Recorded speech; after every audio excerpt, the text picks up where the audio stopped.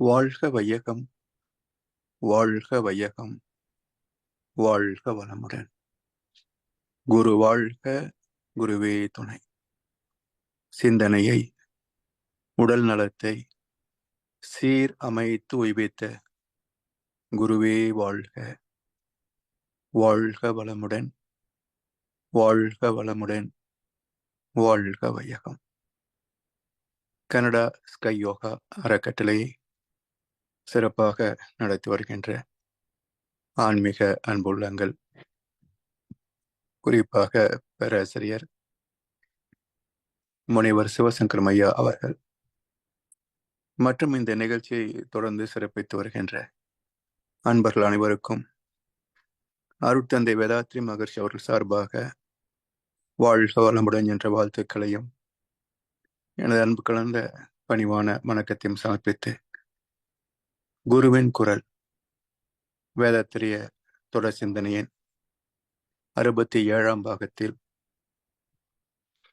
ஆலய வழிபாடு பற்றிய 2ஆம் அமர்வு. மகரிஷியுடைய ஒரு கவி: ஆலயம் என்றால் அறிவு ஓர்மை நிலை பெற்று ஆன்மாவெனும் உயிரில் அடக்கமுறும் பேராம். ஆலயம் எனும் சொல்லில் ஆன்மாவாகும். அடுத்து வரும் லயம் அதனின் அடக்க நிலை குறிப்பு. ஆலயமாம் பயிற்சி முறை தேர்ந்து ஆற்ற பழக அறிவு உயிரை உணரும் மெய்ப்பொருளாகும். ஆலயத்தால் மனிதன் அறவழி கண்டு வாழ்வான். அகத்தறிவின் தரமொக்க இறைவழிகள் உண்டு என்று இந்த கவி சென்ற வாரத்தின் இறுதியிலே நாம் பார்த்தோம். பக்தி தொடாமல் ஞானம் பெறவோ முக்தி அடையவோ முடியாது என்பது வேதாத்திரி மகர்ஷி அவர்கள் உட்பட ஞானிகளின் அனுபவம். பட்டம் பெறுவதுதான் நோக்கம் என்றாலும் துவக்கம் முதல் வகுப்பில் தானே. அதுபோல அனைத்துக்கும் மூலமான ஆதி சிவத்தை அடைவதே நிறைவாழ்வு என்றாலும் துவக்கம் கோவிலில்தான்.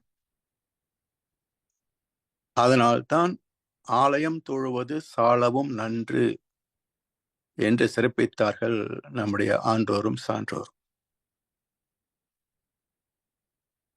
உருவமற்ற மூலத்தை குறிப்பதே லிங்க வடிவம். லிங்கம் என்றால் அடையாளம் என்று பொருள்.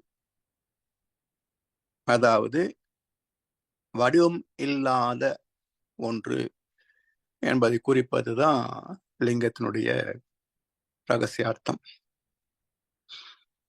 அறிவின் வளர்ச்சியில் மக்களிடத்திலே கேள்வியில் எழும் அல்லவா?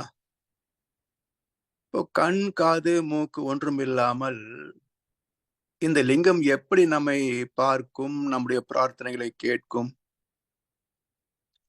அதற்கு நன்மைகளை அருளும் என்றெல்லாம் கேள்வியில் தோன்றிய போது அதற்கு விடை தரும் வகையிலே உருவங்கள் சமைக்கப்பட்டன.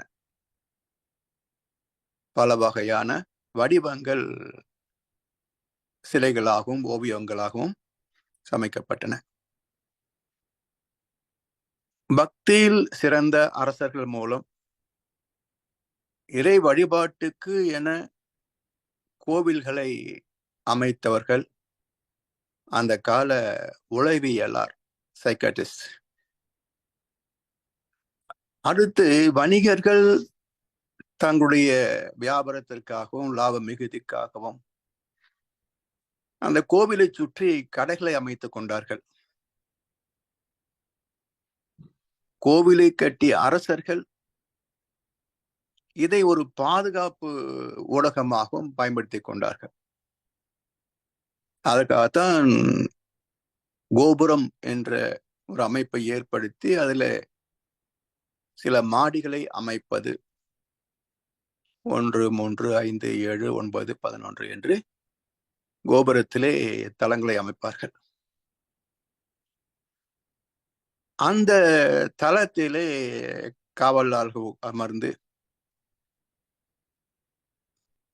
தொலை தூரத்தில் வருகின்ற பகைவர்களை அங்கேயே அடையாளம் கண்டு அதற்கு தக்க பாதுகாப்பு ஏற்பாடுகளை செய்து கொள்வார்கள். அது மட்டுமல்ல, யுத்த காலத்திலே அன்றைக்கு இருந்த மக்கள் தொகை எவ்வளவுங்க? கோவில்கள் எல்லாமே ஏக்கர் கணக்கிலே அமைக்கப்பட்ட பெரிய பெரிய ஸ்தலங்கள். கோவிலை சுற்றி இருக்கின்ற ஒரு கோட்டை மதில் சுவர். அப்ப மக்கள் அனைவரையும் அங்கே பாதுகாப்பாக வைப்பதற்கும் பயன்படுத்தி கொண்டார்கள். இப்படி ஆலயத்திலே அரசியலும் வியாபாரமும் இணைந்துதான் துவக்கமே ஏற்பட்டது. இன்றைக்கும் கடவுளை வைத்து அரசியல் பிழைக்கிறார்கள். கடவுளை வைத்து, கடவுள் நம்பிக்கையை வைத்து ஒரு சிலர் பிழைப்பை நடத்துகிறார்கள். இப்போ துவக்கத்தில் இருந்த நிலை இன்று வரைக்கும் தொடர்கிறது.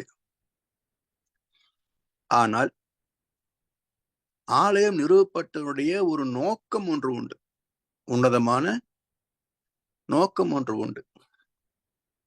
அதைத்தான் அந்த வார்த்தையிலேயே குறிப்பிட்டார்கள். ஆலயம், ஆ என்றால் ஆன்மா, லயம் என்பது ஆத்மாவின் அடக்க நிலை அல்லது ஜீவாத்மா தன் மூலமாகிய பரமாத்மாவோடு இணைந்த நிலை. இது லயம், ஒன்றுதல்.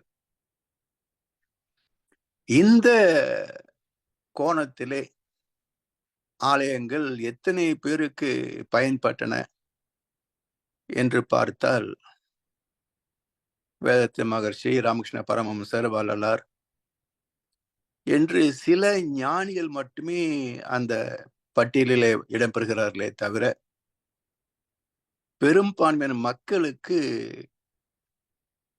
இறை உணர்வு என்ற அந்த உன்னதத்தை பெறுவதற்கான வாய்ப்பு அங்கே இல்லை. அது மட்டுமல்ல, காலங்கள் கடந்து போக போக மனிதர்களின் பிரச்சனைகளும் சிக்கல்களும் தேவைகளும் ஆசைகளும் பெருக பெருக இவற்றுக்கு தகுந்தாற் போல சடங்கு சம்பிரதாயங்கள் பெருகிக் கொண்டே வருகின்றன. புதிய புதிய சம்பிரதாயங்கள். ஏன், எதற்கு என்ற கேள்வி எழுப்பினாலே அவர்களுக்கு பிடிக்காது. மக்களும் அந்த கேள்வி எழுப்புவதும் கிடையாது. அதனால் பக்தி என்ற நிலையிலே ஒரு வியாபாரத்தனம் பெரும் பங்கு இடம்பெற்றதே தவிர, மக்களின் பிரச்சனை தீர்க்கக்கூடிய வழியாக அது பயன்படவில்லை என்பது ஒரு கசப்பான, நிதர்சனமான, சிந்திப்பவர்களுக்கு மட்டுமே புரியக்கூடிய உண்மை. பக்தர்களை கேட்டீங்கன்னா ஒத்துக்க மாட்டாங்க. எனக்கு சாமி கும்பிட்டதுனால்தான் அது நடந்தது, இது நடந்தது என்றெல்லாம் பல கதைகளை சொல்வார்கள். இதனால் தான் நடந்ததா அல்லது அது நடக்க வேண்டிய காலங்களில் நடந்ததா, கர்ம வேலைகளின் அடிப்படையில் அது வெளிப்பட வேண்டிய காலத்தில் நடந்ததா என்ற சிந்தனை ஆராய்ச்சியெல்லாம் கிடையாது. எனவே இந்த இரண்டு வழிகள், நம்பிக்கை, விளக்கம் என்ற இரண்டு வழிகளிலே விளக்கம் வழி தேக்கமுற்றது, நம்பிக்கை வழி பெருக்கமடைந்தது. இன்றைக்கு உலகம் முழுவதும் இறை வழிபாடு என்று எடுத்துக்கொண்டால் நம்பிக்கை வழிதான் இருக்கிறதே தவிர விளக்க வழி மிக குறைவுதான். மகர்ஷி போன்ற ஒரு சிலர் தான் விளக்க வழி ஆன்மீகத்தை மட்டுமே போதனையாக வைத்திருக்கின்றார்கள். இப்போ இந்த பக்தி மார்க்கத்தின் மூலமாக எப்படி ஞானத்தை தொடுவது? அதுதானே ஆலயங்கள் நிறுவப்பட்டதனுடைய அடிப்படை நோக்கம். அது எப்படி நமக்கு பயன்படுகிறது? இதுவரைக்கும் நாம் எப்படி சிந்தனை செய்யாமல் விட்ட சம்பிரதாயங்கள் என்ன? அதுதான் இந்த தலைப்பினுடைய சிந்தனை. தெய்வ சிந்தனையில் நீண்ட நேரம் மனம் லயிக்கணும். அதற்கு என்ன செய்தார்கள்? நமது ரசனையை பயன்படுத்தி சிற்பங்களை செதுக்கி வைத்தார்கள், உருவாக்கினார்கள். சிற்பங்கள் அதிகம் உள்ள கோவிலிலே ஆற்றல் களம் திணிவாக இருக்கும். அதாவது உலக அதிசயங்கள் என்று என்னென்னமோ சொல்றாங்க. இந்தியாவிலே தாஜ்மஹால் 7வது உலக அதிசயம் என்று வரலாற்றிலே எழுதி கொண்டிருந்தார்கள் ஒரு கட்டம். ஆனால் கூகுளில் தேடுகின்ற போது அது ஒன்றும் உலக அதிசயமாக இல்லை. அது வெறும் சலவை கற்களால் கட்டப்பட்ட ஒரு கட்டிடம், அவ்வளவுதான். அதைவிட பல மடங்கு மிக நுட்பமான அதிசயிக்கத்தக்க சிற்பங்கள் எல்லாமே தமிழ்நாட்டிலே, கேரளாவிலே, இன்னும் சொல்ல போனா தென் பகுதியில திருவானைக்காவல் கோவில் எல்லாம் போனா எப்படி ஒரு நுட்பமான கலை. ஏன் சிற்பங்கள் அதிகமாக உள்ள இடத்திலே ஆற்றல் களம் நிறைந்திருக்கும் என்று சொல்கிறேன் என்றால், அந்த சிற்பத்தை வடித்த சிற்பியினுடைய நிலை நீங்க யோசிச்சு பாருங்க. அந்த சிற்பத்தை செதுக்கிய போது அந்த சிற்பி எந்த மனநிலையில இருந்திருப்பார் என்று யோசிச்சு பாருங்க.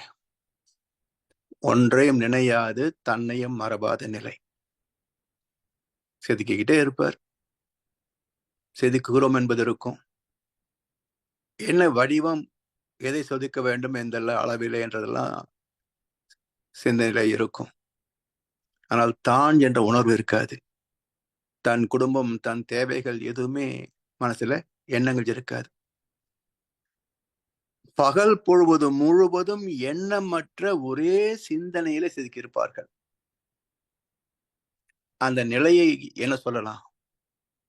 துரியாதீதம். ஒன்றையும் நினையாது தன்னையும் மறவாத நிலை துரியாதீதம்.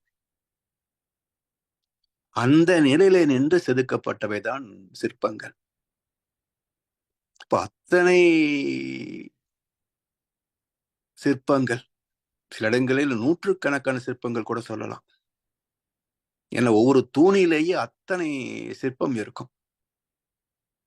சுற்றி வருகின்ற போது எத்தனை தூண்கள், எத்தனை சிற்பங்கள், மூலவர், உற்சவர், மற்ற விக்கிரகங்கள்,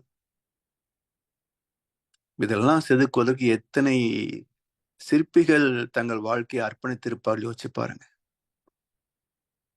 அந்த சிற்பிகள் எல்லோருமே ஞானிகள் தான். அந்த ஞான அலைகள் அந்த சிலைகளோடையே கலந்திருக்கும். அதனால் சிற்பங்கள் மிகுந்திருக்கின்ற திருக்கோவில்களிலே ஆற்றல் களம் நிறைந்திருக்கும். இதெல்லாம் எப்படி அறிவது? கவிஞர் வாலி அழகா ஒரு பாடலை சொல்லுவார்.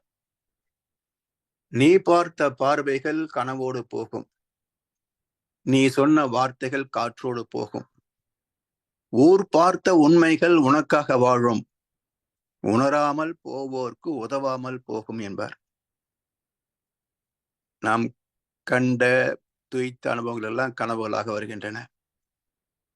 நாம் பேசிய சொற்களின் ஒளி ஓசை காற்றிலே கலந்து விட்டது. ஊர் பார்த்த உண்மைகள் உனக்காக வாழும். இதுவரைக்கும் வாழ்ந்து முடிந்த எத்தனையோ மக்கள், அவருடைய அனுபவங்கள் எல்லாம் இந்த பூமியின் காந்த களத்தில் இருக்கும் என்பதை தத்துவார்த்தமாகவும் நமது முன்னோர்கள் சொல்லியிருக்கிறார்கள், மகர்ஷியும் சொல்லியிருக்கிறார். அறிவியல் பூர்வமாக டாக்டர் புரூஸ் ஹெரால்ட் லிப்டன் என்ற விஞ்ஞானி அதை நிரூபித்தும் இருக்கிறார். ஊர் பார்த்த உண்மைகள் உனக்காக வாழும், உணராமல் போவோர்க்கு உதவாமல் போகும். உணர்ந்தால்தான் உதவும். அப்ப ஆலயத்திற்குள் நுழைகின்ற போது எங்கெல்லாம் சிற்பங்கள் மிகுந்திருக்கின்றனவோ அந்த இடத்திலே நம்முடைய உணர்விலே அந்த சிற்பியோடு கலக்க வேண்டும். நீங்க எந்த நிலையில இருந்து சிற்பங்களை செதுக்கி இருப்பீர்கள் என்று அவர்களை நினைந்து அவர் செதுக்கிய அந்த காட்சியாக பார்த்து அந்த சிற்பத்தின் அழகை மதிக்கின்ற போது, ரசிக்கின்ற போது நம்முடைய மனமும் அதே அலைச்சூழலுக்கு இறங்கும். இதை உணரவில்லை என்றால் உதவுமா? எத்தனையோ பக்தர்கள் போறாங்க, சுத்தி சுத்தி வணங்குகிறார்கள். என்ன ஞானம் வந்தது? மூண்டி அடித்துக் கொண்டு முன்னே போவதும், மற்றவர் இடம் கொடுக்காமல் முன்னாடி நின்று கொண்டு வணங்குவதும், நீண்ட நேரம் வணங்குவதும், இதெல்லாம் ஒழுங்கினம் என்பது தெரியுமா? முதல்ல முன்னாடி போகிற போது பின்னாடி உள்ள நினைவு இருக்கணும். நாம் நின்ற பின்னாடி உள்ளவங்களை காத்துட்டு இருப்பாங்களே, நாம விரைவாக வணங்கிவிட்டு நகர வேண்டும் என்ற உணர்வு இருக்கணும். பிறர் நலம் பேணுகின்ற தன்மை இருந்தால்தான் இறைவன் நம் நலத்தை பேணுவார். They alone live who lived for others. The rest are more dead than alive என்றார் விவேகானந்தர். மற்றவருக்காக வாழ்கின்ற வாழ்க்கை அத்தகைய பண்பாளர்களை இறைவன் பொறுப்பெடுத்துக் கொள்கின்றார். குடி செய்வல் என்னும் ஒருவருக்கு தெய்வம் மனிதற்று தான் முன்றும் என்கிறது திருக்குறள். யார் மக்கள் சேவையை மகசின் சேவை என்று தங்களை அர்ப்பணித்துக் கொள்கிறார்களோ, குடி செய்வல் என்னும் ஒருவருக்கு தெய்வம் மடிதற்று தான் முந்தரும். மடி என்றால் சோம்பல். சோம்பல் என்று உடனடியாக தெய்வம் நமக்கு வேண்டியவற்றை செய்து தரும். இதே கருத்தை இயேசுவின் தம்பி, வள்ளுவருடைய தம்பி இயேசுபிரான், அஞ்சாதே உனக்கு முன்னால் எனது சமூகம் செல்லும் என்கிறார். இதே வரிசையில மூன்றாவதாக மகர்ஷி அவர்கள் தத்துவத்திலே தெளிவும் தொண்டு செய்கின்ற மனமும் இருந்தால் உங்களுக்கு என்னென்ன தேவையோ அவற்றை இறைவன் அளித்து கொண்டே இருப்பான் என்கிறார். அதனால் சேவை செய்பவர்களுக்கு தெய்வத்தின் கருணை இயல்பாகவே கிட்டிவிடும். நம்ம நீண்ட நேரம் முன்னாடி நின்று இறைவன் வணங்கினாத்தான் இறைவன் நிறைய நமக்கு கொடுப்பான்னு கிடையாது. அப்படித்தான் நிறைய பக்தர்கள் இடத்தை அடைச்சுக்கிறாங்க. பிறர் நலம் பேணினால் இறைவன் தானே நமக்கு எல்லாத்தையும் கொடுப்பான். எனவே ஆலயத்திற்குள் நுழைகின்ற போதே நம்முடைய மனம் எப்படி இருக்க வேண்டும், அதுவே முதல் இலக்கணம்.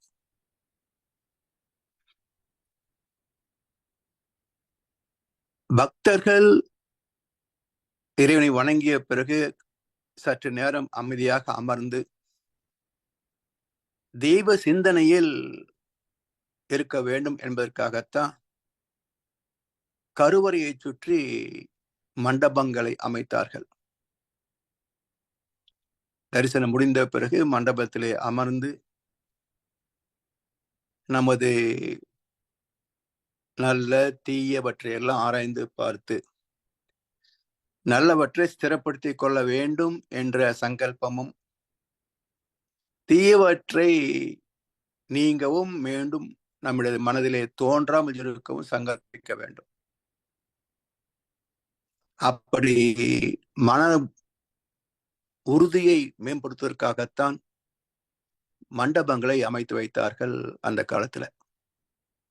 அன்றைய மக்கள் தொகைக்கு மண்டபங்களுடைய அளவு சரியாகத்தான் இருந்தது.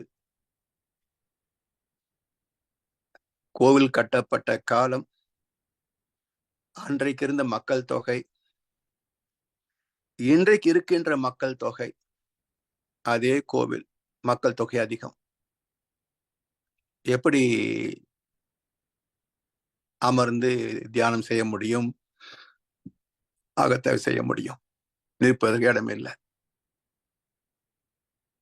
அப்போ எல்லாமே உணர்ச்சி வயப்பட்ட நிலைகளாகத்தான் இருக்கின்றன. அமைதி நிலை என்பது ஆலயங்களிலே கூட தட்டுப்பாடு. அந்த உணர்ச்சி களத்துல இருந்தால் என்ன, இல்லாவிட்டால் என்ன? சோ தவம் பயின்றவர்களுக்கு அது உகந்தது அல்ல. எல்லாம் ஆசையின் பிம்பங்கள். ஒவ்வொரு பக்தனும் ஆசையின் வடிவங்கள் தான். ஏன்னா வேண்டுதல் இல்லாத பக்தன் யாரும் கிடையாதுங்க. பார்த்திருக்கீங்களா? ஒன்றும் வேண்டாமல் இறைவனை வணங்குகின்ற பக்தர்களை பார்த்திருக்கிறீர்களா? இறை வணக்கம் வணக்கத்திற்காக மட்டும்தான், வேண்டுவதற்காக அல்ல. True prayer asks for nothing, thanks for everything provided by God. இறைவனிடத்திலே எனக்கு இன்னது கொடு என்று கேட்டாலே அவன் அசல் நாத்திகன், கடவுள் நம்பிக்கை இல்லாதவன். இறைவன் எனக்கு தருவான் என்ற நம்பிக்கை இல்லாதவன் தானே கேட்பான். இப்போ கடன் கொடுக்கிறோம், அவரே கொடுத்துருவார் என்ற நம்பிக்கை இருந்ததுன்னா நம்ம கேட்க மாட்டோம். அவரும் குறிப்பிட்ட காலத்துக்கு முன்பே நமக்கு திருப்பி கொடுத்துருவார். அவன் கொடுக்க மாட்டானோ என்று நினைக்கிற போதுதானே, ஞாபகம் இருக்குங்களா, அடுத்த மாசம் 1ஆம் தேதி தவறாம கொடுத்துருங்க என்று முதலிலேயே ஒரு ரிமைண்டர், நினைவூட்டல் செய்கிறோம். காலம் கடந்து போகின்ற போது தினசரி கண்ட போதெல்லாம் நச்சரிப்போம். அப்ப இவர்கள் பக்தர்களா, கடன்காரர்களா?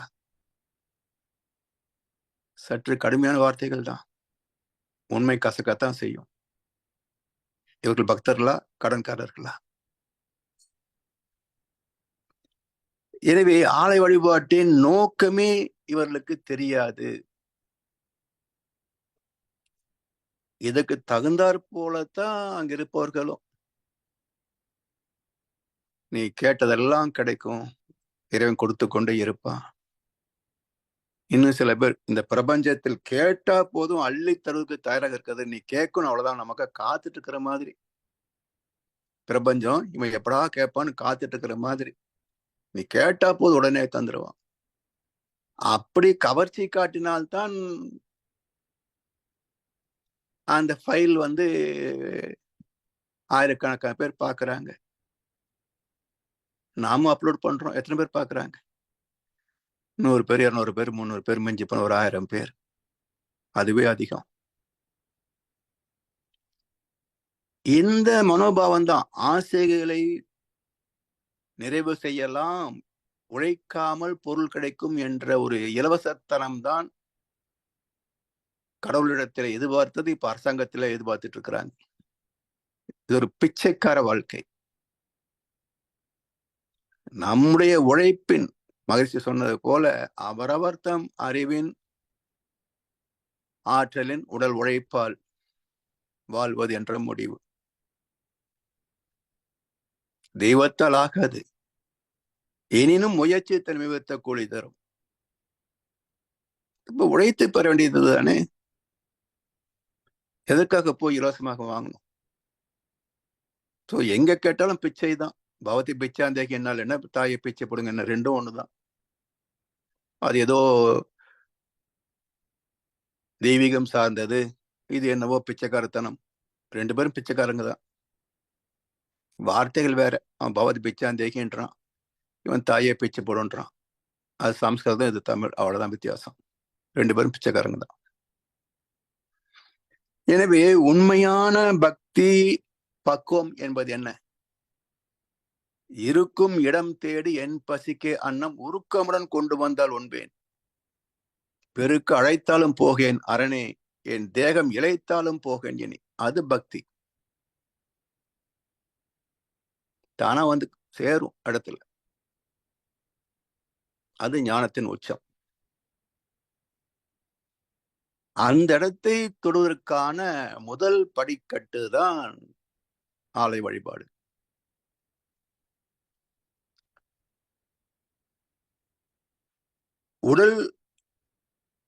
உடல் சார்ந்த தேவைகள், அதன் பிறகு ஆத்மா சார்ந்த தேவை. ஆத்மாவுக்கு என்ன தேவைங்க? தன் மூலமாகிய பரமாத்மாவை உணர்ந்து கலந்து இன்புற்றிருக்க நினைப்பதுவே அல்லாமல் வேறொன்றும் அறியேன் பராபரமே. அது அப்ப அதற்கான பயிற்சி தான் தன்னுள் தன்னை தேடுகின்ற முயற்சிக்கு பெயர் தவம். தன்னுள் தன்னை தேடுகின்ற முயற்சிக்கு பெயர் தவம். தவத்தின் வெற்றி லயம், ஆன்மலயம்.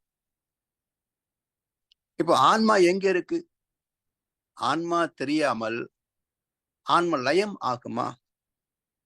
ஆன்ம லயம் கிட்டவில்லை என்றால் ஆலயத்தின் பயன்பாடு என்ன? ஒண்ணுமில்லை. அப்ப முதலில் ஆத்மாவை அறிந்தால்தான் ஆத்ம லயம் என்பது புரியும். ஆத்ம லயத்திற்கு துணை செய்கின்ற ஆற்றல் களம்தான் திருக்கோவில்கள், வழிபாட்டு ஸ்தலங்கள். இப்ப ஆத்மா எங்க இருக்கு? ஜீவாத்மா பரமாத்மா ரெண்டு பேசுறாங்க. ஆத்மா என்பது என்ன? அது எங்கே இருக்கின்றது? ஜீவாத்மா எங்க இருக்குது? பரமாத்மா எங்க இருக்கிறது? ஆத்மா என்பது உணர்கின்ற திறம், சென்சிங் ஃபேக்கல்டி. அதான் ஜீவன், ஜீவகாந்தம், உயிர் என்றதெல்லாம் உணர்கின்ற திறம் வாய்ந்ததுக்கு பேர் தான் ஜீவகாந்தம். உணராத நிலை வான்காந்தம், இறைத்துகள். அப்போ இறைத்துகளே உணர்கின்ற திறத்தை பெற்றதுக்கு காரணம் என்ன? 27 நட்சத்திர தொகுதிகள், சூரிய குடும்பத்தில் உள்ள நவகோள்கள், பூமியினுடைய பஞ்சபூத சேர்க்கை, இந்த மூன்றும் இறைத்துகளோடு கலப்புறுகின்ற போது அதுவே ஜீவாந்த துகளாகிறது. வான்காந்த துகள் ஜீவாந்த துகளாகும். அந்த விண்ணே இங்கே இந்த மூன்றோடு கலப்புறுகின்ற போது உயிராகும். அதனால் இங்கே உணர்கின்ற சிறப்பு வரும். அறிந்தேன், உணர்ந்தேன் என்று சொல்லக்கூடிய அனுபவங்கள் நம்மிடத்திலே இருக்கும். அப்ப அந்த ஜீவகாந்த கருமயத்தோடு நாம் பெறுகின்ற அனுபவங்கள் இணைகின்ற போது ஆத்மா என்று பேர். ஜீவகாந்த கருமயம் பிளஸ் அனுபவங்கள் ஈக்குவல் டு ஆத்மா. Genetic centre plus experiences equal to soul. பரமாத்மா என்பது என்ன? நம்மிலே ஜீவாந்தம் குவிந்து ஒரு மூலமாகிறது அல்லவா? உணர்வாகிறது இல்லையா? ஒரு சிறு புள்ளியாக. அது இல்லாத நிலை, மையம் இல்லாத நிலை பரமாத்மா. அப்ப அந்த ஆத்மாவும் அறியும். அது புலன் கடந்த அறிவுன்னு பேரு. இறைவனுக்கு கண்ணு காது மூக்கு இருக்குன்னு அவசியம் இல்லை. அவை இல்லாமலேயே அறிந்து கொள்வான். ஆனால் என்ன சிக்கலு? மையம் இல்லாததுனால அறிந்தேன் என்று சாட்சி சொல்ல முடியாது. பரமாத்மாவுக்கு மையப்புள்ளி இல்லாததுனால அது பெறுகின்ற அந்த உணர்வுகள், அதை இருப்பு கட்டுவதற்கு, மையப்படுத்துவதற்கு அங்கே கருமையம் கிடையாது. எப்படி சுத்த வெளிக்கு எல்லை இல்லையோ அதே போல பரமாத்மாவுக்கும் எல்லை கிடையாது. அதனுடைய பின்னப்பட்ட ஆத்மா துகள், ஜீவகாந்த துகள், அதுக்குத்தான் நுண்ணுயிர்களை தொடங்கி நாம் வரைக்கும் வந்திருக்க என்பதெல்லாம் பிரபஞ்ச உயிரின வரலாற்றிலே நாம் சிந்தித்திருக்கின்றோம். அப்ப ஆத்மா என்பது இந்த உடலில் ஓடுகின்ற ஜீவகாந்த களத்திற்கு மையமாக அமைந்த கருமையத்திலே நாமும் நம்முடைய முன்னோர்களும் பெற்ற எல்லா அனுபவங்களும் உள்ளே பதிந்திருக்கின்ற போது முன்வினை தன்வினை என்ற இரு வினைகள். பிறப்பதற்கு முன் உள்ளதெல்லாம் முன்வினை, சஞ்சித கர்மா. 3 வயது முதற்கொண்டு இந்த வினாடி வரைக்கும் நாம் பெற்ற அனைத்து அனுபவங்களும் உள்ளது தன்வினை, பிராரப்த கர்மா. இந்த முன்வினை தன்வினை இரண்டும் இணைந்த தொகுப்பு கருமையத்தோடு இணைந்த தொகுப்பு ஆத்மா. அப்ப பரமாத்மா எங்க இருக்கு என்றால் தூய்மையான ஜீவாந்தமாக இருக்கிறது. இப்ப நமக்குள்ள மூலாதாரம் சொல்றோம் பாருங்க, அந்த இடத்துல மையத்தில் சுத்த வெளியாகிய அறிவு, பேரறிவின் பின்னம் அங்க இருக்கும். பின்னப்பட்ட அறிவு. இந்த அறிவின் ஆற்றல் சுழற்சியாக வெளிப்படுகின்ற போது 40 சுழல் வரைக்கும் 40 அலைகளாக விரிவு பெறும். 40ல வேகம் 0 ஆயிரும். அதுக்கு மேல் விரிய முடியாது. அதனால் நம்முடைய மூலாதாரம் சொல்லக்கூடிய ஆத்மாவிலே கருமையத்திலே மையத்தில் இருப்பாக, அசைவற்ற இருப்பாக சுத்தவெளியின் அதே பின்னம், அதில் இருக்கின்ற ஆற்றல் எழுச்சி பெற்று சொல்லல 40 அலை வரைக்கும் விரிந்த நிலை. எவ்வளவுதான் கருமையம். இதுல அந்த சுழற்சி 1 முதல் 40 வருது பாருங்க. 1 முதல் 3 வரைக்கும் இறைத்துகள் நிலை, 1 முதல் 7 வரைக்கும் அது விண்நிலை, 8 முதல் 13 வரைக்கும் தூய்மையான ஜீவாந்த நிலை, 14 40 வரைக்கும் ஜீவன்கள் நாம் பெற்ற எல்லா அனுபவங்களும் இந்த 14 முதல் 40 அலைகளுக்குள் தான் இருக்கும். அப்ப ஜீவகாந்த களம் பிளஸ் அனுபவங்கள் ஈக்குவல் டு ஜீவாத்மா என்றால் இந்த 14 40 பாருங்க, இதுக்கு பேர் ஜீவாத்மா.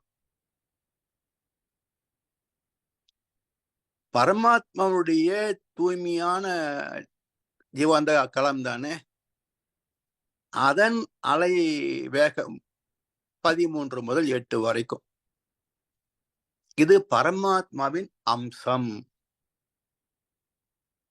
பரமாத்மாவின் அம்சம் நமக்குள்ள இருக்கின்ற அம்சம். எப்படி இறைத்துகளே பிரபஞ்சம் முழுவதும் விண்ணாக நமக்கு உடலாக இருக்கிறதோ அதே போல பரமாத்மா என்ற தூய்மையான ஜீவாந்த களமே நமக்குள் பின்னமாக 13 முதல் 8 வரைக்கும். 7 முதல் 4 விண்ணுடைய நிலை, 3 முதல் 1 இறைத்துகள் நிலை, 0 சுத்தவெளி. இப்போ நமக்குள்ளேயே 14 to 40 ஜீவாத்மா, 13 to 8 பரமாத்மா, மையத்தில் சுத்தவெளி. இப்போ ஆன்ம லயம், இந்த ஆத்மா எதனோட லயமாக வேண்டும்? தன் மூலத்தோடு லயமாகணும். அப்ப 14 வரைக்கும் இயங்குகின்ற 40 14 வரைக்கும் இயங்குகின்ற ஜீவாத்மா சற்று வேகம் குறைந்து 13 8 வரைக்கும் பயணிக்கின்ற போது அது பரமாத்மாவோடு லயமாகிறது. இப்போ ஆத்மா எங்கே லயமாகுதுங்க? ஜீவாத்மா எனக்குள், பரமாத்மாவும் எனக்கு மூலம். இப்போ எது எதோட லயமாகிறது? எனக்குள்ளேயே எனது ஜீவாத்மா எனது மூலமாகிய பரமாத்மாவோடு லயமாகிறது. அப்போ ஆன்ம லயம் என்பது எனக்குள் அகத்தே நிகழ்வதே தவிர புறத்தே நிகழ்வது அல்ல. ஏன்? புறத்தே ஜீவாத்மா இல்லை, சூழ்ந்திருப்பது பரமாத்மா. அப்ப புறத்தை எப்படி கலப்புற முடியும்? வேகத்துல, அடக்கத்தில் ஒடுக்கத்தில் கலந்தால்தான் எண்ணம் கடந்து நான் என்ற உணர்வு கடந்து ஒடுங்க முடியும். எனவே ஆன்ம லயம் என்பது நமக்குள் அகத்தே நிகழ்வதே தவிர புறத்தே நிகழ்வது அல்ல. பிறகு ஏன் வழிபாட்டு ஸ்தலங்களுக்கு ஆலயம் என்று பெயரிட்டார்கள் என்றால் இந்த லயப்படுவதற்கான ஒரு சாந்தமான அலைக்களத்தை உள்ளடக்கியிருப்பது ஆலயம். Temples are energy banks. ஒவ்வொரு திருக்கோவிலும் ஆற்றல் களம். இந்த ஆற்றல் களம் எப்படி உருவாக்கப்படுகிறது, எப்படி பராமரிக்கப்படுகிறது, எப்படி புதுப்பிக்கப்படுகிறது, இதுவும் ஆலய வழிபாட்டின் ஒரு அம்சம். எனவே இந்த மனம் தானே தனக்குள் ஒடுங்காது. எப்பவும் புறத்தே போவதுதான் மனதின் இயல்பே. ஐம்புலன்கள் வழியாக எப்போதும் புற உலகிலே மக்களோடு பொருட்களோடு தொடர்பு கொண்டேதான் இருக்குமே தவிர இந்த மனம் தன்னை நோக்கி உள்ளே திரும்பாது. திரும்பினால் மட்டுமே தெய்வத்தை அறிய முடியும். அதனால்தான் தேக ஆலயத்தில் தெய்வத்தை காண முடியாதவன் அகில அண்டத்திலும் காண முடியாது என்றார் ராமகிருஷ்ண பரமஹம்சர். உள்ளம் பெரும் கோயில் ஊனுடம்பு ஆலயம். உள்ளம் பெரும் கோவில், ஊனுடம்பு ஆலயம். கோவில் ஆலயம் 2 வார்த்தை ஒரே வாக்கியத்துல வந்திருக்கிறது திருமந்திரத்துல. அப்ப உள்ளம் பெரும் கோவில் ஊன் உடம்பு ஆலயம். உள்ளம் என்பது என்ன? உள் அடங்கிய மெய்ப்பொருள். ஜீவாந்த துகளுக்குள் அடங்கியிருக்கின்ற மெய்ப்பொருள், உயிர் துகளுக்குள் அடங்கியிருக்கின்ற மெய்ப்பொருள், ஒவ்வொரு திசுவிலும் மையம் கொண்டிருக்கின்ற மெய்ப்பொருள், ஒட்டுமொத்தமாக எனக்குள் மையம் கொண்டிருக்கின்ற மெய்ப்பொருள். அப்ப உள்ளம் பெரும் கோவில். எவ்வளவு பெரிய கோவில்! எனக்குள் மட்டும்தான் இருக்கிறதா?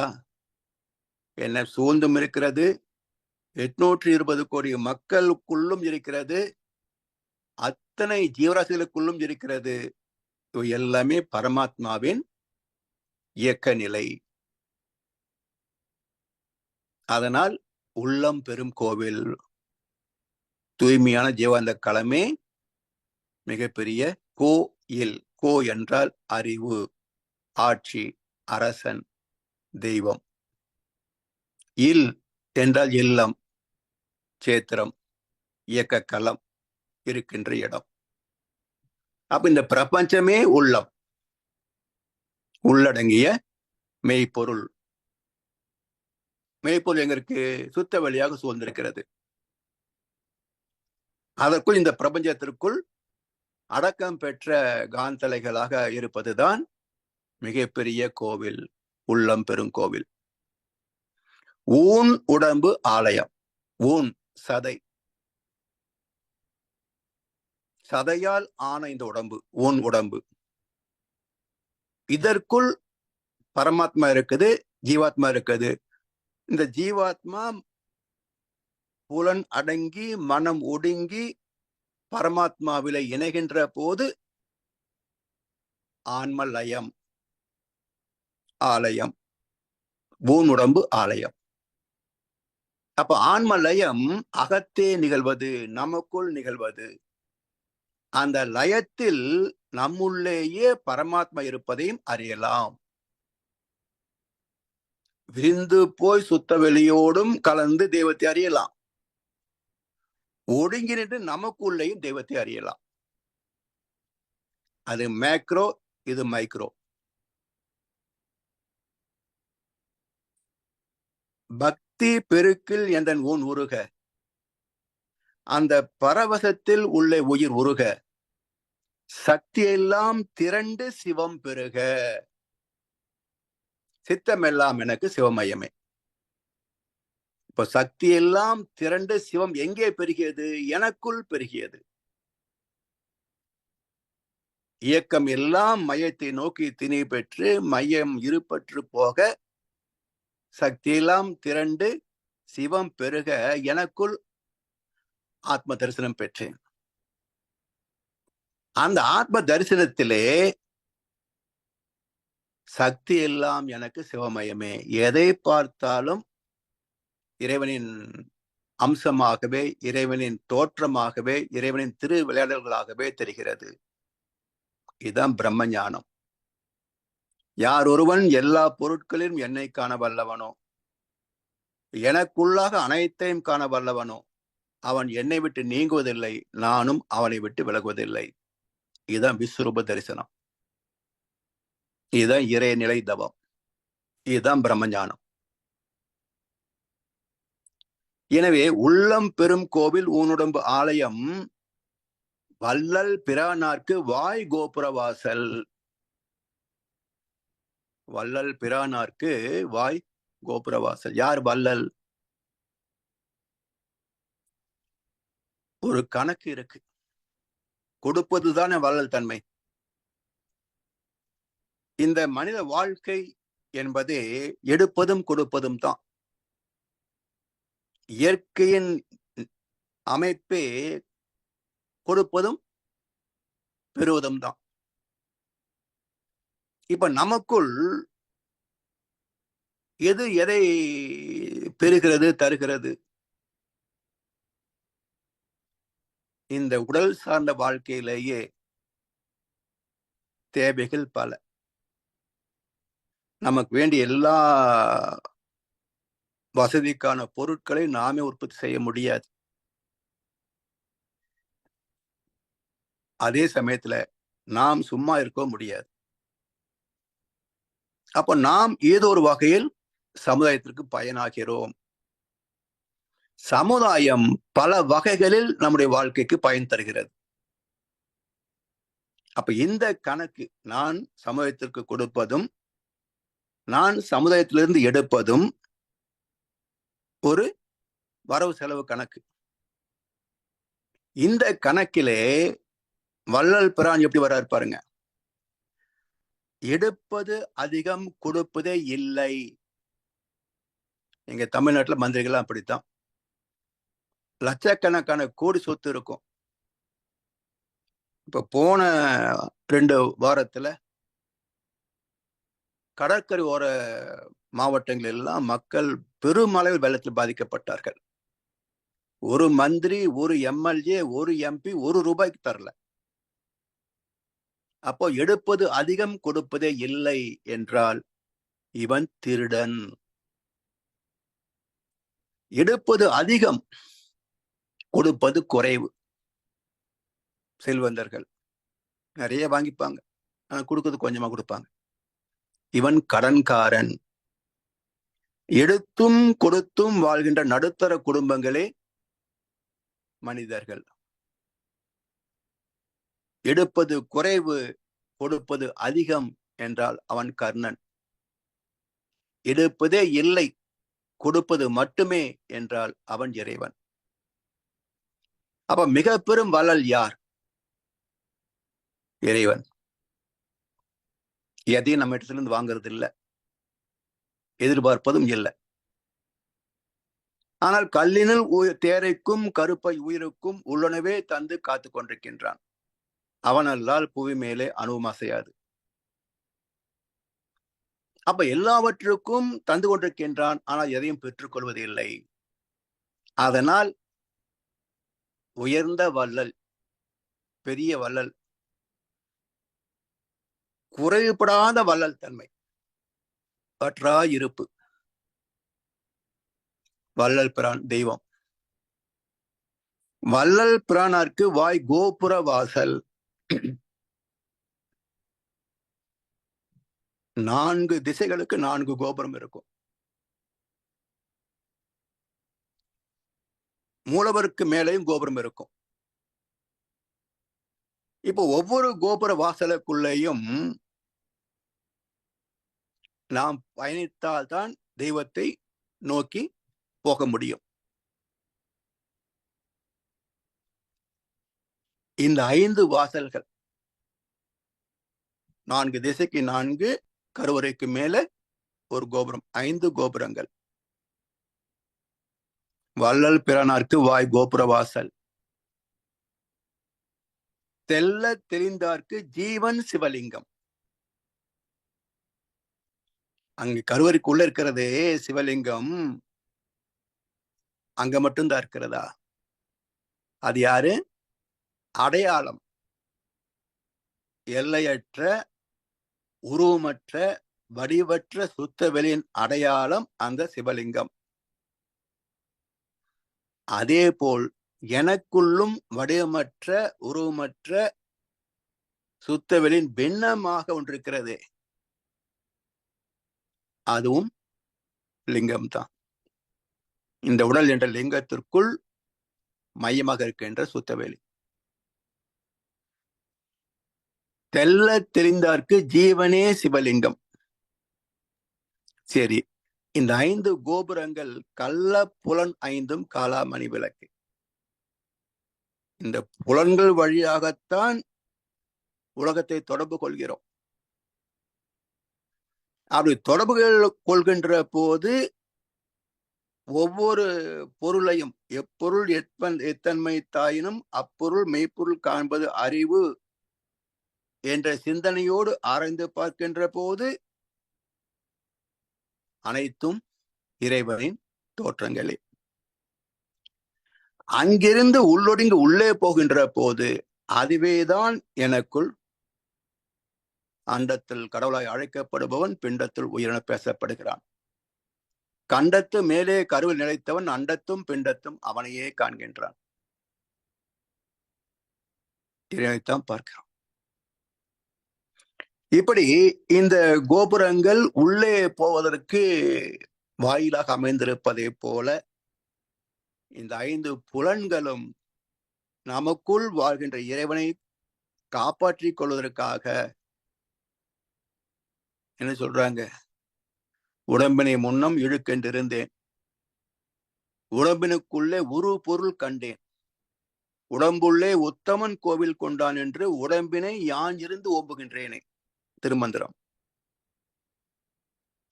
அப்ப தேக ஆலயத்தில் தெய்வத்தை காண்கின்ற போது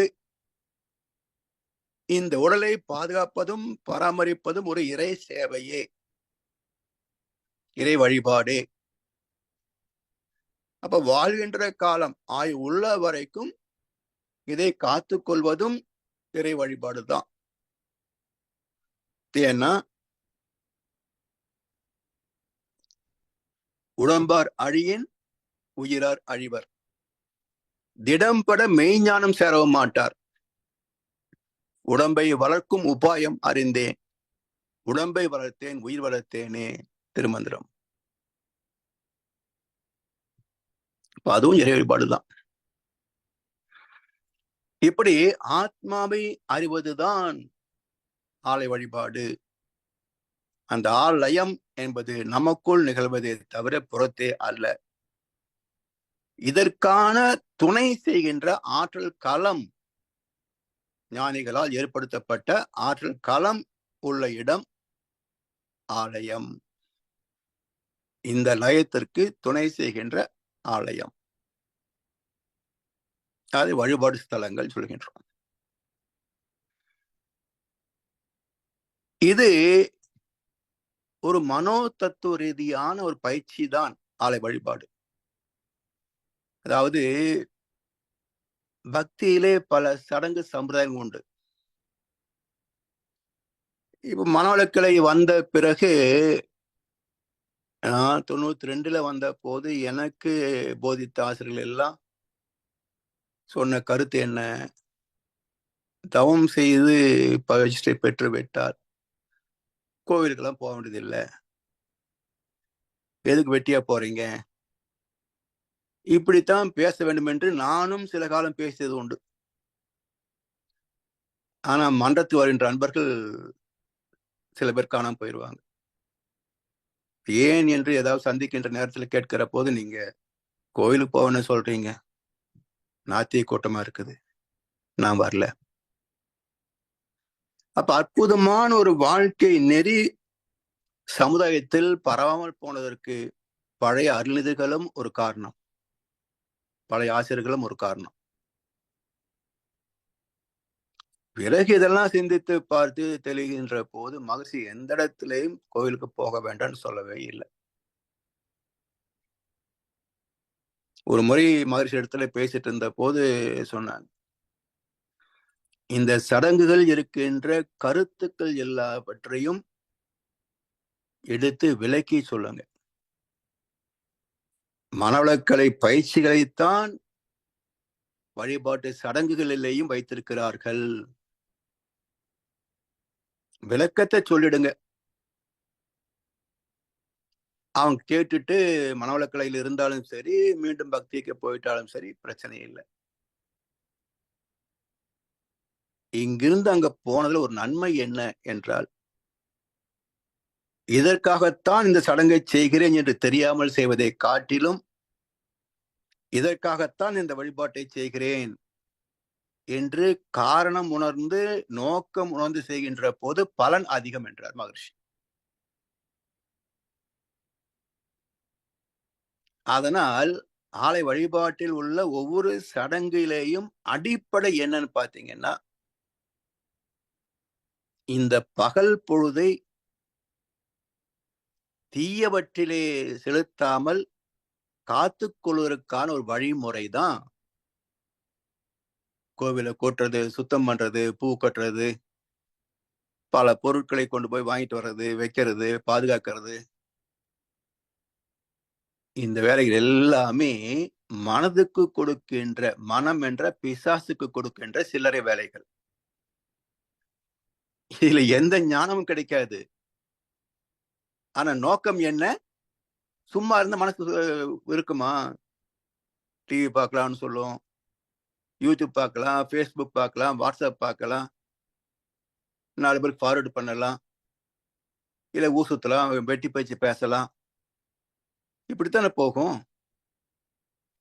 அப்ப இந்த ஃபன் கல்ச்சர், இந்த வேடிக்கைகளிலிருந்து விலகி மனதை ஒருமைப்படுத்துகின்ற ஒரு பயிற்சியிலே நேரத்தை செலவழிப்பதற்கான ஒரு முறைதான் இந்த சடங்குகள். இப்படி செய்யணும், அப்படி செய்யணும், என்ன வச்சிருப்பாங்களே, இதெல்லாம் நேரத்தை போக்குவதற்குத்தான். அப்ப யார் இதை செய்யணும்? குடும்ப கடமைகள் எல்லாம் முடித்து விட்டு தினம் சிறிது நேரம் அதற்கென்று பயன்படுத்திக் கொள்ளலாம். வயதாகி ஓய்வு பெற்ற பிறகு குடும்ப கடமைகளை குறைத்துக் கொண்டு அதிக நேரத்தை ஆலயங்களிலே செலவு செய்யலாம். இப்ப எல்லாரும் கோவிலை கழுவி சுத்தம் பண்ண போனா எத்தனை கோவில் போய் கழுவுறது இல்லையா? எனவே இந்த முறைகளிலே உள்ள நோக்கம், அதன் பிறகு ஒவ்வொன்றுக்கும் ஒரு அர்த்தம் இருக்கு. அதை பிறகு நாம் பார்க்க இருக்கிறோம். நம்முடைய மனதின் இயல்பை புரிந்து கொண்டு பலவீனத்தை நீக்குவதற்காக, நல்லவற்றிலே மனதை உறுதிப்படுத்துவதற்காக நம்முடைய முன்னோர்கள் வகுத்த அற்புத பண்பாடு ஆலய வழிபாடு. இது மனதுக்கு கொடுக்கப்படும் ஒரு பயிற்சி. இது ஒரு பயிலரங்கம். நம்மில் அகத்தே அடைய வேண்டிய ஆன்ம லயத்திற்கான பயிலரங்கம் புறத்தே உள்ள ஆலயம். நம்முடைய அகத்தில் ஆன்மா லயப்படுவதற்கான ஒரு பயிலரங்கம் புறத்தே அமைக்கப்பட்ட ஆலயங்கள்.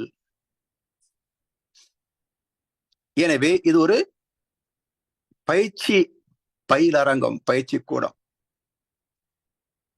சரி, இப்போ இந்த ஆலய வழிபாட்டுல அடிப்படை என்ன?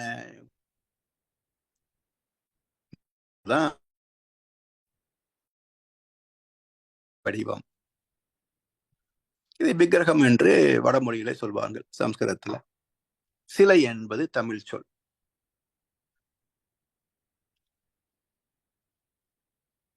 இது மரத்தில், கற்களில், உலோகங்களில் எல்லாம் வடிக்கப்படும்.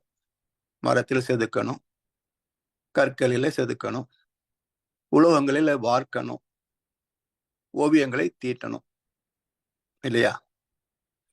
இப்படி இறைவனின் வடிவங்களை அமைத்தவர்கள் ஞானிகள். தத்துவத்தை உள்ளடக்கித்தான் இறைவனின் வடிவங்களையே அமைத்தார்கள் ஞானியர்கள். அதை அவங்க மாவில வரைந்து தருவாங்க. அதை ஒரு சிற்பி அகக்காட்சியாக புரிந்து கொண்டு அதை தகுந்த தேர்ந்தெடுக்கப்பட்ட கல்லிலே செதுக்கி சிலையை வடிப்பார்கள். இந்த சிலையிலே உருவத்தை வடிக்கிறார்கள் இல்லையா, இதுல 2 தத்துவங்கள் உண்டு. நீங்க ஆயிரக்கணக்கான சிலைகள் உண்டு. இந்து கோவில்களிலே ஆயிரக்கணக்கான சிலை வடிவங்கள் உண்டு. எல்லா வடிவத்தையும் நீங்க ஒப்பிட்டு பார்த்தீர்கள் என்றால் 2 தத்துவங்கள் மையம் கொண்டிருப்பதை அறியலாம். ஒன்று, மனித வடிவத்தை சாராத இறைவன் இல்லை, சிலை இல்லை. எல்லா சிலைகளும் மனித வடிவத்தை சார்ந்திருக்கும். இப்ப நரசிம்ம அவதாரம், நரசிம்ம பெருமாள் கோவில்,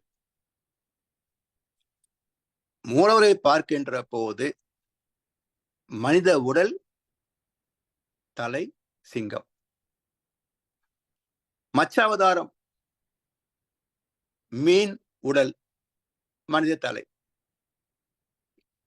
இப்படி மானுட இணைப்பு இல்லாத சிலை கிடையாது. ஏன் இப்படி அமைக்கப்பட்டது என்றால், மனிதனே தெய்வத்தை அறியக்கூடிய திறம் வாய்ந்தவன். இப்போ நேற்று கூட யூடியூப்ல ஒன்று பார்த்தேன். எங்கேயோ ஒரு கோவிலில, சனீஸ்வரன் கோவிலா, ஒரு பூனை 3 நாட்களாக சுற்றி கொண்டிருக்கிறது என்று ஒருத்தர் வீடியோ எடுத்து போட்டிருக்கிறார். அது ஒரு 5 நிமிஷம் சுத்த விட்டுருப்பாரு. அதை எடுத்து போட்டு 3 நாள் சுத்திட்டு இருக்கு இவர் சுத்துவாரு. பூனை எதுக்கு போய் கோயில் சுத்த போகுது? அதை பழகிய போன சுத்திவான்னு சொன்னா 4 சுத்து சுத்தும். அதை வீடியோ எடுக்க வேண்டியது. இது 3 நாளா சுத்திட்டு இருக்குன்னு ஒரு ரீல் சுத்த வேண்டியது. இதை ஒரு பெரிய அதிசய பொருளாக எல்லா பக்தர்களும் பார்ப்பாங்க. ஆயிரக்கணக்கான வியூ வரும், 100கணக்கான பணம் வரும் உனக்கு. இப்படி யூடியூப் வந்து ஒரு வியாபாரத்துறையா மாறி போனதுனால மக்களை முட்டாளாக்குகின்ற செய்திகள், வீடியோக்கள் ஏராளம். இதை நம்புகின்ற மக்கள் இருக்கிறாங்க இல்லையா? அவங்க சொல்றாங்க, பூனை பகவான் என்னோ ஒரு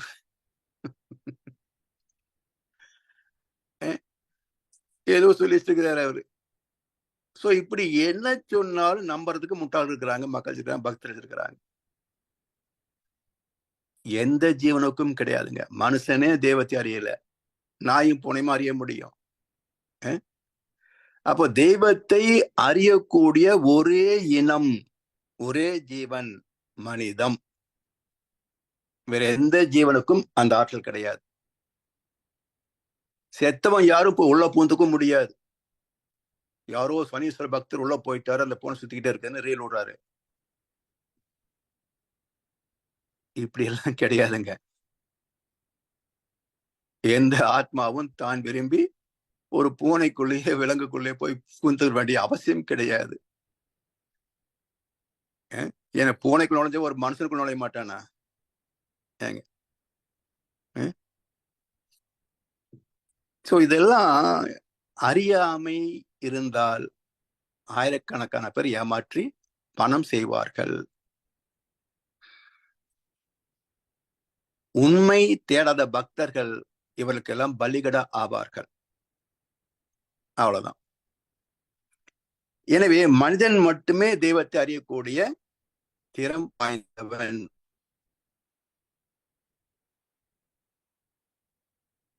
இறைவனை தேடுவதும் உணர்வதும் உணர்ந்த தெளிவில் வாழ்வை செம்மைப்படுத்திக் கொள்வதும் மனிதர்களுக்கு மட்டுமே சாத்தியம்.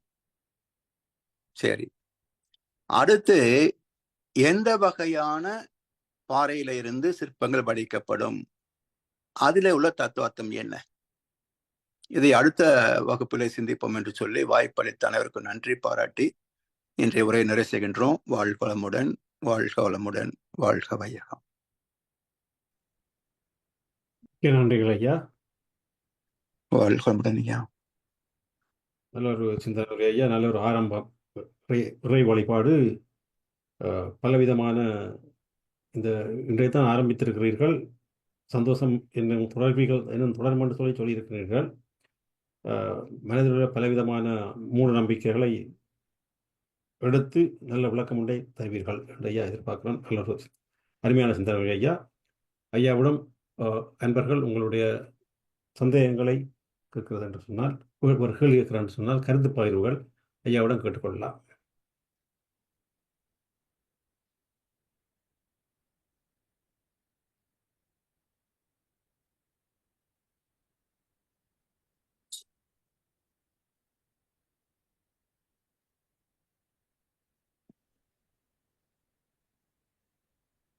வாழ்க வளமுடன் ஐயா. வாழ்க வளமுடன் ஐயா. நிறைய வெளிச்சங்களை காமிச்சிருக்கீங்க. நிறைய பேர் தொடாத ஒரு விஷயங்கள் ஏரியாக்கெல்லாம் போயிட்டு ரொம்ப தீட்சண்யமா விளக்கங்களை கொடுத்துருக்கீங்க ஐயா. ரொம்ப நன்றி. ஒரு சிறந்த ஆரம்பம். கோயில் உண்மையிலேயே தத்துவத்தை புரிஞ்சிக்காம சும்மா அப்படியே சடங்குகளாகவே மாத்திட்டு வந்திருக்கோம். நல்ல ஒரு விளக்கங்கள் வந்தது. எனக்கு ஒரு ஐயப்பாடு, இப்போ நம்ம இறைவனிடம் கையேந்துங்கள்னு பாட்டெல்லாம் பாடியிருக்காங்க. அது முஸ்லீம் மார்க்கத்தில் அது அப்படிதான் பண்ணணும் அப்படின்ற மாதிரிலாம் சொல்லுவாங்க. நீங்க சொன்ன மாதிரி அது ஒரு பிச்சை எடுக்கிறது தான். அது இறைவனிடம் எல்லாம் தெரிஞ்ச இறைவன் நமக்கு என்ன கொடுக்குறானோ அதை அவனுக்கு தெரியாதான், எல்லாம் ஏற்கனவே கொடுக்கப்பட்டு விட்டது. ஆனா நம்ம சில நேரங்களில் இது நடக்கணும், நல்ல நல்ல விஷயங்கள் தான், யாருக்காவது உதவி செய்யணும், இல்லை நல்ல விஷயங்களை பாசிட்டிவா எண்ணத்தை போடுங்கள்னு மகரிஷி நமக்கு சொல்றாரு இல்லையா, எண்ணத்தை வலிமை செய்யுங்கன்னு. அதுவும் அதை பிச்சை எடுப்பதற்கு அல்லது கேட்பதற்கு இணையா சொல்லுவாங்களா, இல்ல அது வேறு இது வேறான்னு ஒரு தெளிவு கொடுக்கணும் ஐயா.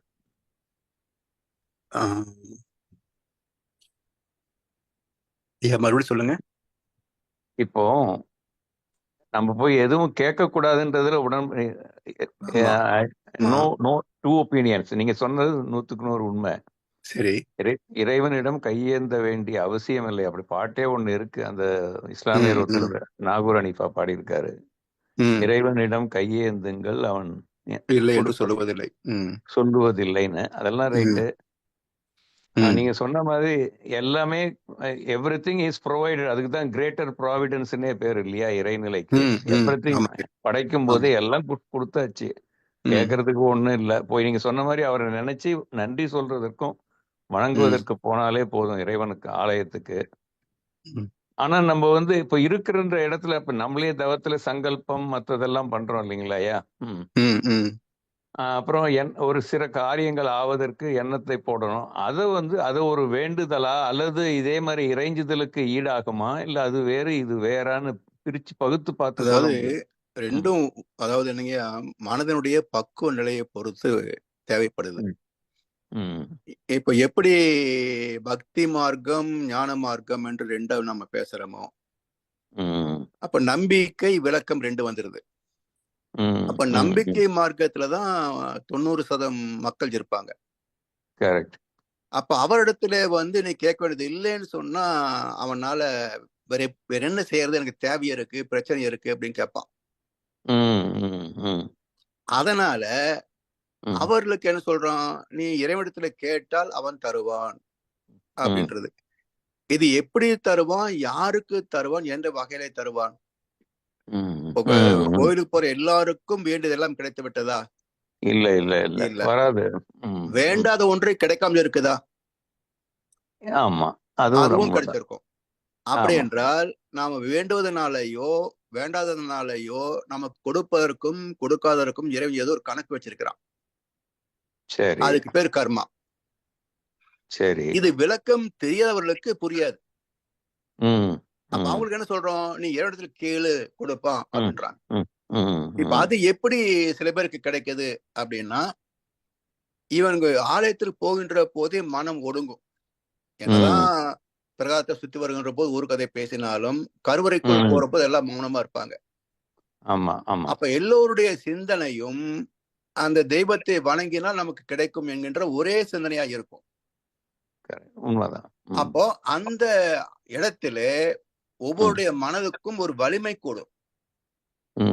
அந்த வலிமையில எனக்கு இது வேண்டும் நினைக்கின்ற போது, இப்போ வீட்டுல எல்லாம் பவர் சப்ளை எல்லாம் சரியா இருக்கு, ஃபியூஸ் போயிருக்கு. அந்த ஃபியூஸ் போட்ட உடனே எல்லா விளக்கும் வேலை செய்ய ஆரம்பிக்குது. அது போல இவனுடைய கர்மா வெளிப்பட வேண்டிய நேரம் இருக்கும். இப்ப இந்த பிரார்த்தனை என்ற ஒரு ஃபியூஸ் போட்ட உடனே அது உடனே வேலை செய்யும். இப்ப அங்க ஒண்ணுமே இல்லைன்னு வச்சுக்க, சப்ளை இல்ல, இவன் ஃபியூஸ் போட்டானே போடட்டே என்ன.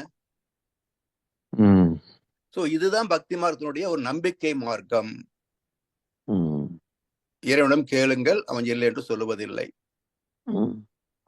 அப்ப அதே கிறிஸ்து மதத்தை எடுத்தாலும் எனக்கு உணவை கொடுங்க, உடைய கொடுங்க கேக்குறாங்க. எடுத்தாலும் எனக்கு அது கூட இது கூட தான் கேக்குறாங்க. அப்ப வழிபாட்டிலே நம்முடைய தேவைகளை வேண்டுவது என்பதும் ஒரு சம்பிரதாயம். நம்முடைய இதுல கூட நம்ம தனச சங்கல்பம் வச்சிருக்கிறோம். அப்ப அதை 108 முறை சொல்கின்ற போது நமக்கு சில காரியங்கள் சாத்தியமாகலாம் அப்படின்னு நமக்கு நம்பிக்கையில தேவைப்படுகின்ற போது தன சங்கல்பம் சில பேர் செய்வாங்க. அதனால இது எல்லாமே கர்ம பலன் இருந்தால் இது ஒரு துணை செய்து வெளிப்படுத்தும். உண்மைதான். கேட்க வேண்டியது நம்முடைய கடமை.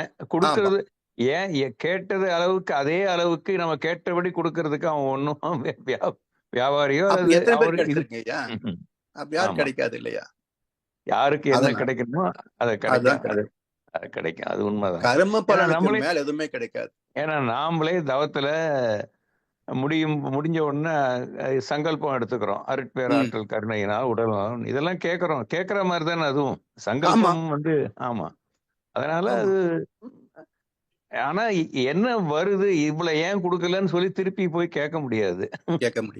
நீ கேட்டு அதான் கர்மா உன்னுடைய இறை நீதி என்ன இருக்கோ அது இறை நீதிப்படி நடக்கும். அவ்வளவுதான். உண்மைதான். ஏன்னா இந்த குழப்பம் வரும். அப்ப நீங்க மட்டும் அது யாரோ ஒருத்தர் கூட கேட்டாங்கன்னு நினைக்கிறேன் ஒரு கூட்டத்துல. சங்கல்பம் பண்றோம் இல்லையா? அப்ப நம்ம கேட்டிருக்காங்க. கேட்டுப்பான். ஆமா. அப்ப நீங்க இது மட்டும் கோயில்ல போய் கேட்க கூடாதுன்றீங்க. நீங்களும் தவம் முடிஞ்சு நீங்களும் தானே கேக்குறீங்க. நீங்களும் தான் கேக்குறீங்க. அதாவது நம்முடைய ஆத்மாவையே நாம் கேட்கிறோம். அங்க பதிவு இருக்குது. அந்த பதிவு டியூ டேட் இருந்தது அப்படின்னா கொஞ்சம் நாளைக்கு வர்றது இன்னைக்கு வரும், அது மாதிரி தான் தவிர இல்லாதது வராது. இப்ப அந்த ரகசியம்னு சொல்லிட்டு ஒரு பிரபஞ்ச ஆற்றல் இருக்கு இல்லையா?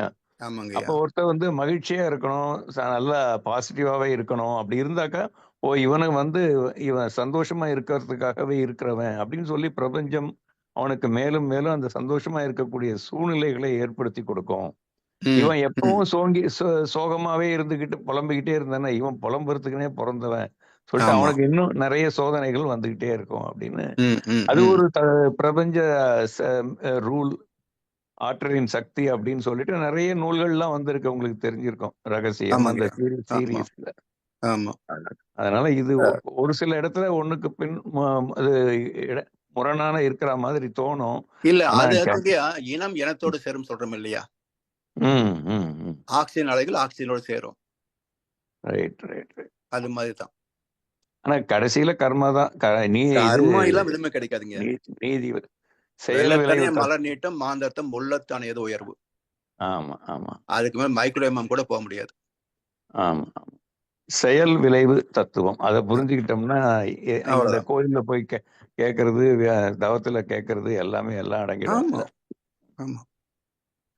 நன்றிங்களா. கோயிலுக்கு போனா அமைதியா உட்கார்ந்து தவம் தெரிஞ்சிருந்தா தவம் செய்யலாம். இல்ல நிறைய உன்னுடைய உருவத்தை நினைச்சிட்டு அமைதியா உட்கார்ந்து இருந்துட்டு வந்தா போதும். ஆமாமா.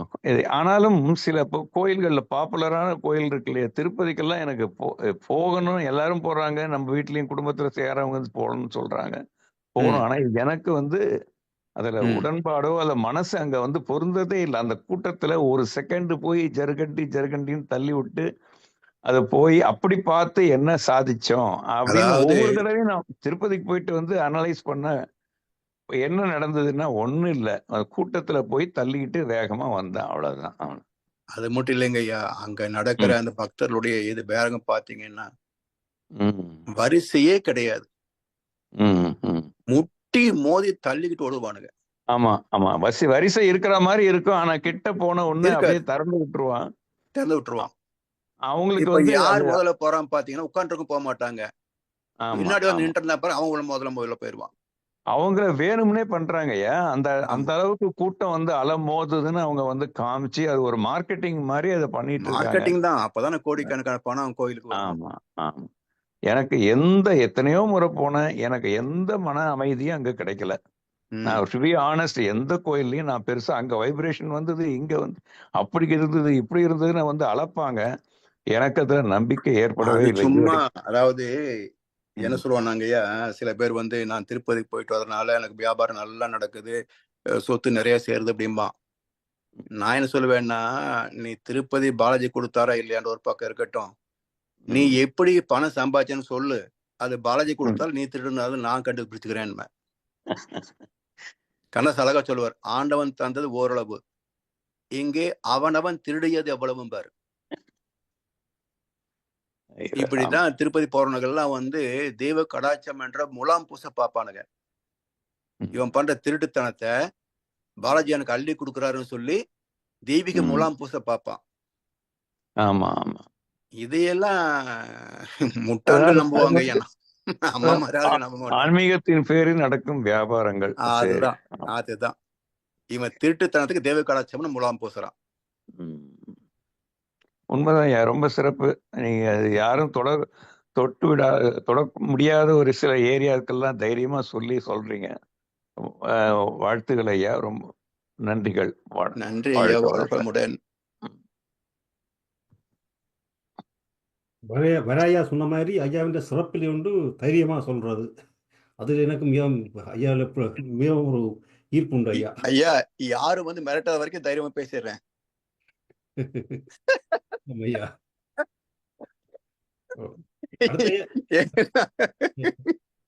எனக்கு ஐயா இன்றைத்தான் ஐயா ஒரு விஷயம் தெளிவாச்சுது என்று சொன்னால், நீங்கள் சொல்லுவீங்க அந்த ஒன்றையும் நினையாது தன்னையும் மறவாத நிலை என்று சொல்லி ஏற்கனவே இதை பற்றி எல்லாம் விளக்கம் தந்திருக்கிறீர்கள். ஆனால் எனக்கு அது வடிவா பிடிக்க முடியல. இன்றையத்தான் வடிவா புரிஞ்சுது என்று சொன்னா, உதாரணம் இன்றைக்கு தான் நல்ல ஒரு உதாரணம் சொன்னீங்க. அந்த சிற்பி வந்து அந்த சிற்பத்தை எப்படி வரையும் போது அவற்றை மனநிலை எப்படி இருக்கும்னு சொல்லி, அதாவது வந்து அதனுடைய தான் அந்த ஆற்றல் களம் அவ்வளோத்துல நல்லா இருக்குன்னு சொல்லி அப்படி சொல்லும் போது ஓரளவுக்கு ஐயா தெளிவா இருந்தது ஐயா. அது வேறு ஜனம் ஐயா. ஐயா வாழ்க வளமுடன். சிறப்பான வளமுடன் ஐயா. அந்த கிறிஸ்டியானத்துல வந்து தட்டுங்கள் திறக்கப்படும், கேளுங்கள் கொடுக்கப்படும் என்று சொல்ற அர்த்தம் என்ன ஐயா? உண்டு. அதாவது இருங்க, எதுக்கு சொல்லிடுறேன். சொல்லுங்க. கேளுங்கள் தரப்படும், இது ஒரு வசனம். அடுத்த வசனமே, நீ பிதாவிடத்திலே இன்னது வேண்டும் என்று கேட்பதற்கு முன்னால் உனக்கு இன்னது தேவை என்பதை அவர் அறிந்திருக்கிறார். முதல் வசனம் கேளுங்கள் தரப்படும். அதுக்கு அடுத்த வசனமே நீ கேட்பதற்கு முன்னால் அவருக்கே தெரியும் என்கிறது. இப்ப அது ரெண்டு முரண்படுது இல்லையா? கேட்பதா வேண்டாமா? ஆமா. ஒரு 10 வசனத்துக்கு பிறகு பதில் கிடைக்கிறது. நீ எதை வேண்ட வேண்டும் தெரியுமா? பரமண்டலத்தில் உம்முடைய ராஜ்யம் நடப்பது போல என்னிலும் நடப்பதாக என்று கேள். அப்பொழுது உனது தேவைகள் எல்லாம் இலவசமாக கொடுக்கப்படும். அங்க வருது ஆன்சர். அப்ப கேளுங்கள் தரப்படும் என்றால் எதை கேட்பது? இந்த பிரபஞ்சம் ஒரு இயற்கை சட்டத்தின்படி நடக்கிறது. செயலுக்கு விளைவு என்ற தெய்வ நீதியின்படி நடக்கிறது. அதே போல அந்த தெய்வ நீதி என்னிலும் இருக்கட்டும். தெய்வ நீதியை மதித்து வாழ்கின்ற என்னுடைய மனம் இதை கேட்கணும். அப்போ தெய்வ நீதியை மதித்து வாழ்கின்ற மனம் இருந்து விட்டால் இங்க எல்லாமே சுகம்தான் இருக்குமே தவிர தேவைகளும் இருக்காது, துன்பமும் வராது. அப்போ நமக்குள் தெய்வீகத்தோடு வாழ்கின்ற போது இந்த உடலுக்கு என்ன தேவையோ அவையெல்லாம் தானே அந்தந்த நேரத்தில் வந்து சேர்ந்து விடும். எதையும் நாம் தேடி போக வேண்டிய அவசியமே இருக்காது, திட்டமிட அவசியம் கிடையாது, காக்கா பிடிக்க வேண்டிய அவசியம் கிடையாது. அது வந்து சேரும்.